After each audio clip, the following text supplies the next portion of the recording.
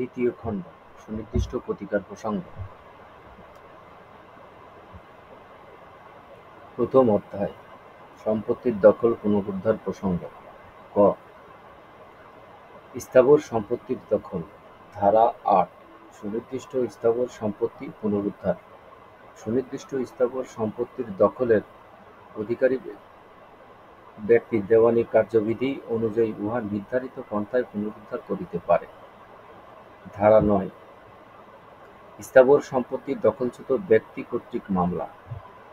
যথাযথ আইনগত পন্থা ব্যতি রেখে যদি কোনো ব্যক্তি তার অসম্মতিতে স্থাবর সম্পত্তির দখলচ্যুত হয়, তবে সে অথবা তার মাধ্যমে দাবিদার কোনো ব্যক্তি মামলার মাধ্যমে তার দখল পুনরুদ্ধার করতে পারে, যদিও তেমন মামলার অপর কোনো সত্য খাড়া করা হইতে পারে। তথাপিও এই ধারায় কোনো কিছুই তেমন সম্পত্তির ব্যাপারে নিজের সত্য প্রতিষ্ঠা এবং তাহার দখল পুনরুদ্ধার করার জন্য কোনো ব্যক্তি কর্তৃক মামলা দায়েরের পথে প্রতিবন্ধকতা হইবে না।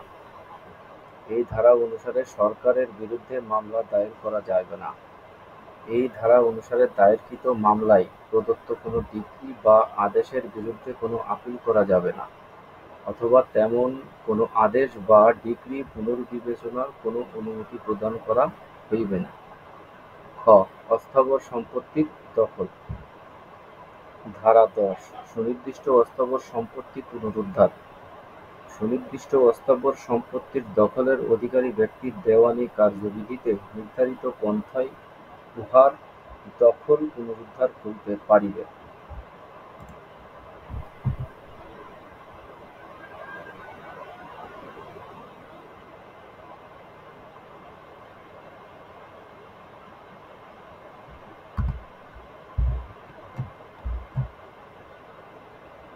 ব্যাখ্যা ১.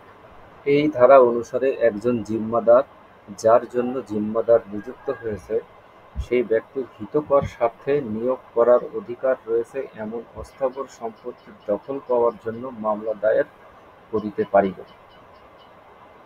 ব্যাখ্যা ২. সম্পত্তির বর্তমান দখলের জন্য অস্থায়ী বা বিশেষ অধিকারকে এই ধারা অনুযায়ী দায়েরকৃত মামলাকে সমর্থন করিবার জন্য যথেষ্ট। উদাহরণ: ক. খকে সারা জীবনের জন্য জমি উইল করে দেয় এবং গ-কে পরবর্তী অধিকারী নির্দেশ করে। ক মারা গেলে খ জমিতে প্রবেশ করে, কিন্তু গ খ এর সম্মতি ছাড়াই সত্য সম্পর্কিত দলিলসমূহ হস্তগত করে। খ গ এর নিকট হতে সেগুলি পুনরুদ্ধার করিতে পারে। উদাহরণ: খ কিছু ঋণের জন্য খ এর নিকট কিছু অলংকার বন্ধক রাখে। খ সেগুলি বিক্রয় করার অধিকারী হবার আগেই বিক্রয় করে।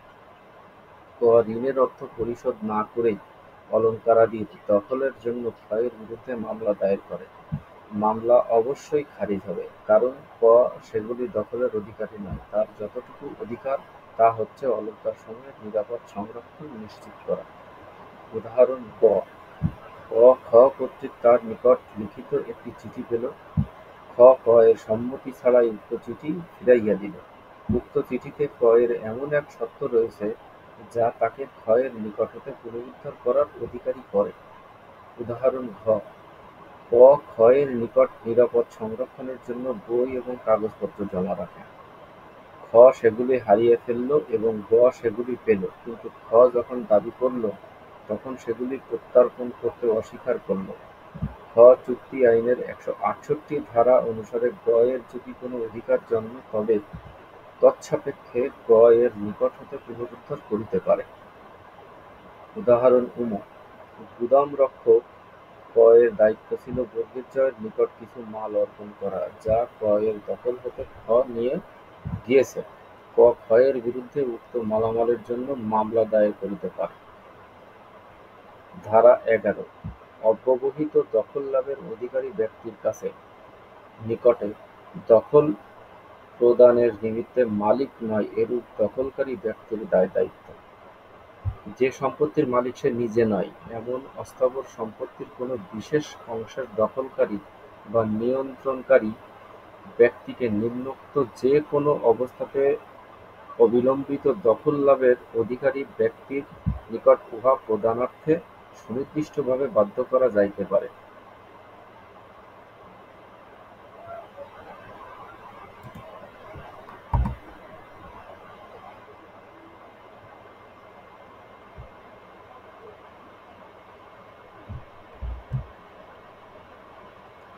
ক.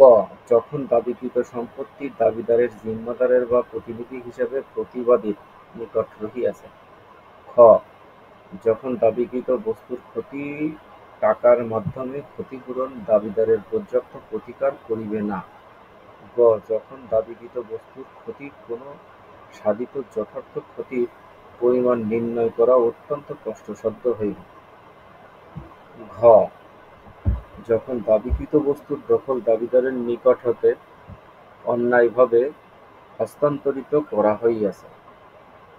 উদাহরণ: দফা ক এর: ক ইউরোপে যাওয়ার প্রাক্কালে তার সকল আসবাবপত্র তার অনুপস্থিতকালীন সময়ের জন্য এজেন্ট হিসেবে খ এর জিম্মায় রেখে গেল। খ ক এর প্রাধিকার ছাড়াই গ এর নিকট আসবাবপত্র বন্ধক রাখল এবং তা বিক্রয়ের জন্য বিজ্ঞাপন প্রদান করিল।